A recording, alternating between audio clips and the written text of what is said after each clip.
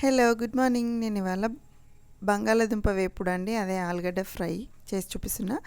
దీనికోసం ముందుగా ప్యాన్ పెట్టేసుకొని ఆయిల్ వేసుకోవాలి. ఆయిల్ వేడైన తర్వాత ఆవాలు, జీలకర్ర, పచ్చిమిర్చి, ఉల్లిపాయలు, కరివేపాకు, అల్లం వెల్లుల్లి పేస్ట్ అన్నీ కొంచెం ఫ్రై అయిన తర్వాత వేసుకోవాలి.